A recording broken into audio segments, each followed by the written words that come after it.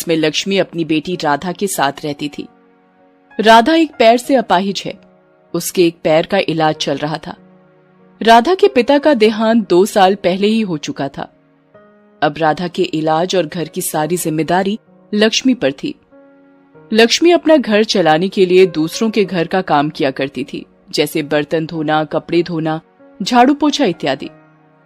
ऐसे ही उन दोनों का गुजर बसर हो रहा था। एक दिन समाचार से पता चलता है कि देश में कोरोना नाम की भयानक बीमारी दोबारा तेजी से फैल रही है। लक्ष्मी रोज की तरह जब काम पर जा रही होती है, तब राधा अपनी माँ से कहती है, माँ, आज जल्दी घर आ जाना क्योंकि बीमारी बहुत तेजी से फैल रही है और तुम्हारी तबीयत भी तो ठीक नहीं है। ठीक है, मैं काम खत्म करके जल्दी ही घर वापस आ जाऊंगी। जब लक्ष्मी शाम को घर वापस आती है, तब उसे बहुत कमजोरी महसूस होने लगती है। वो अपनी बेटी राधा को परेशान ना करके सो जाती है। अगले दिन लक्ष्मी फिर काम पर जाने लगती है। तभी उसकी बेटी उसे रोकती है। माँ, आज काम पर मत जाओ ना, ये बीमारी बहुत तेजी से फैल रही है। तुम्हें याद नहीं है क्या कि कल तुम्हारे पैर के इलाज के लिए डॉक्टर के पास भी जाना है? अगर मैं काम पर नहीं जाऊंगी तो पैसे कहाँ से आएंगे और तुम्हारा इलाज कैसे होगा? अगले दिन लक्ष्मी अपनी बेटी को अस्पताल ले जाती है। वहां पहुंचकर पता चलता है कि आज डॉक्टर कोरोना के मरीजों का इलाज करने में व्यस्त हैं। माताजी, आज डॉक्टर साहब व्यस्त हैं, आज नहीं देखेंगे आप लोगों को। अरे नहीं नहीं भाई साहब, मुझे तो डॉक्टर साहब ने आज ही की तारीख दी है। हाँ हाँ माताजी, मुझे पता है, लेकिन डॉक्टर साहब ने ही मुझे आप सब लोगों को ऐसा बोलने के लिए कहा है, क्योंकि डॉक्टर साहब कोरोना के मरीजों को देखने में व्यस्त हैं। तो भाई साहब, मुझे कैसे पता चलेगा कि दोबारा कब आना है? देखिए, जब तक कोरोना की बीमारी चल रही है तब तक आप घर पर ही रहिए, सावधान रहिए और घर से बाहर कम निकलिए, ठीक है? और अगर जरूरी काम है तो मास्क पहनकर ही निकलें। बार बार हाथ अच्छी तरह से धोइए और सैनिटाइजर का उपयोग कीजिए। भाई साहब, हमने तो पहन रखा है मास्क। अरे हाँ हाँ माताजी, मुझे पता है, लेकिन मैं उन सब लोगों को बोल रहा हूँ जो इस बीमारी को हल्के में ले रहे हैं। उन्हें ये लगता है कि हमें तो कुछ नहीं होगा, लेकिन उन्हें ये नहीं पता कि वो अपनी और अपने परिवार की जान खतरे में डाल रहे हैं। हाँ माँ, अंकल सही बोल रहे हैं। ये बीमारी बहुत खतरनाक है।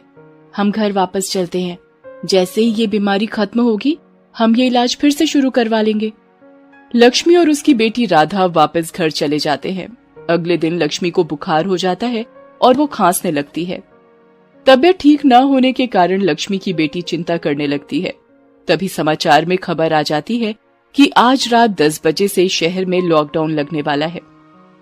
माँ, आपकी तबीयत कैसी है? आप ठीक तो हो ना? बेटी, मुझे बहुत तेज बुखार हो रहा है और घबराहट भी हो रही है। राधा ठंडे पानी की पट्टियां अपनी माँ के सिर पर रखती है। जैसे तैसे करके लक्ष्मी और राधा वो रात निकाल लेती हैं। अगले दिन सुबह राधा अपनी माँ की तबीयत ज्यादा खराब होने पर पड़ोस के घर का दरवाजा खटखटाती है। अंकल जी, आप हमारी मदद कीजिए। मेरी माँ की तबीयत बहुत खराब है। उन्हें अस्पताल ले जाने में मेरी सहायता कीजिए। अरे, तुम्हें पता नहीं है क्या कोरोना बीमारी कितनी फैल रही है? अगर हम तुम्हारी माँ की मदद करेंगे तो हो सकता है हम भी बीमार हो जाएं। और वैसे भी जो लक्षण तुम्हारी माँ को हैं वो तो कोरोना बीमारी के ही हैं। नहीं नहीं, हम तुम्हारी मदद नहीं कर पाएंगे। तुम चली जाओ यहाँ से। हाँ। राधा बिना कुछ सोचे समझे अपनी माँ को लेकर सड़क पर निकल जाती है। कोई उसकी मदद नहीं करता।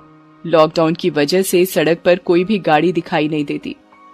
कुछ देर बाद उसे दूर से एक एम्बुलेंस आती दिखाई देती है। एम्बुलेंस वाला अपाहिज लड़की और उसकी माँ को सड़क पर अकेला देखकर अपनी एम्बुलेंस को रोकता है और उस लड़की से पूछता है, अरे, तुम अपनी माँ को लेकर इस सुनसान सड़क पर अकेले क्यों खड़ी हो? मेरी माँ की तबीयत बहुत खराब है।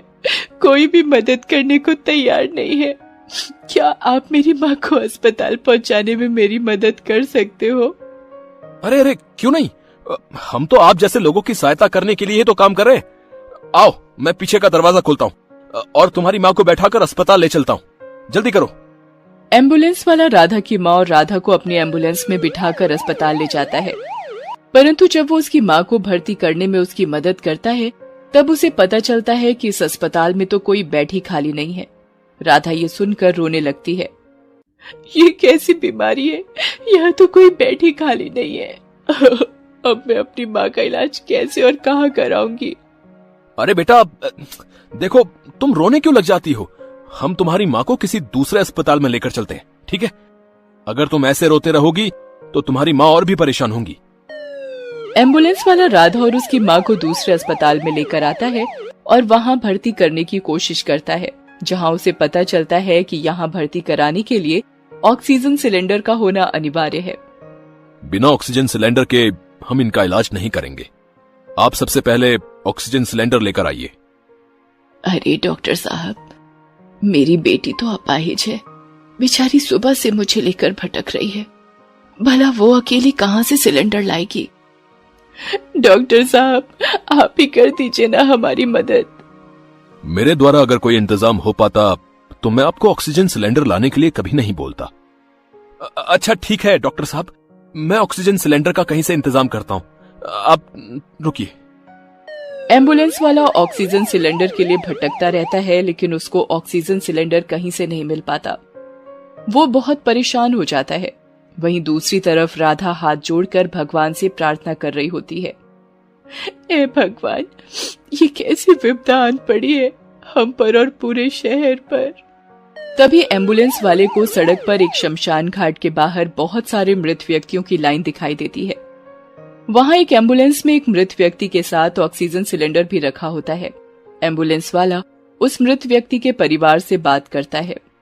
अरे भाई साहब, ये ऑक्सीजन सिलेंडर इस मृत व्यक्ति के पास रखा है, क्या आप मुझे ये दे सकते हो?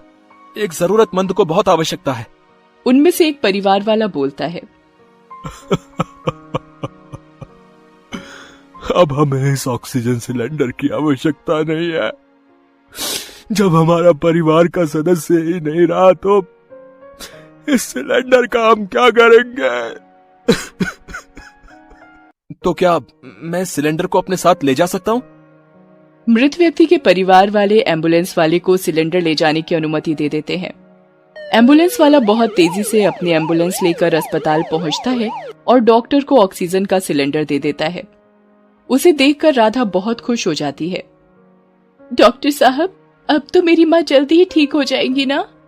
हाँ राधा, अब तुम बिल्कुल चिंता मत करो, तुम्हारी माँ जल्दी ही ठीक हो जाएगी। कुछ दिनों के बाद राधा की माँ की हालत में सुधार आने लगता है, लेकिन डॉक्टर 14 दिनों तक राधा की माँ को अस्पताल में ही रखते हैं और राधा भी अस्पताल के बाहर अपनी माँ के वापस लौटने का इंतजार करती है। इस बीच राधा को एम्बुलेंस वाला अचानक से अस्पताल के बाहर दिखाई देता है। अरे अंकल, आपका बहुत बहुत धन्यवाद। आज आपकी वजह से ही मेरी माँ की जान बच पाई है। आप मेरे लिए भगवान से कम नहीं है। अरे मेरी तुलना तुम भगवान से मत करो, ये तो मेरा कर्तव्य था। हमारा तो काम ही है बीमार लोगों को अस्पताल तक पहुंचाना, बाकी सब कुछ तो भगवान के हाथ में है। अब राधा की माँ लक्ष्मी की अस्पताल से छुट्टी हो जाती है और वो स्वस्थ होकर अपनी बेटी राधा के साथ घर चली जाती है। हमें इस महामारी में एक दूसरे का साथ देना चाहिए और किसी की कमजोरी को देखकर उसको भगा देने के बजाय उसकी मदद करनी चाहिए और ऑक्सीजन सिलेंडर की जरूरत खत्म हो जाने पर उसे किसी जरूरतमंद व्यक्ति को दे देना चाहिए। इससे आप दूसरे व्यक्ति की जान बचा पाएंगे। घर में रहिए और सुरक्षित रहिए। Please subscribe this channel.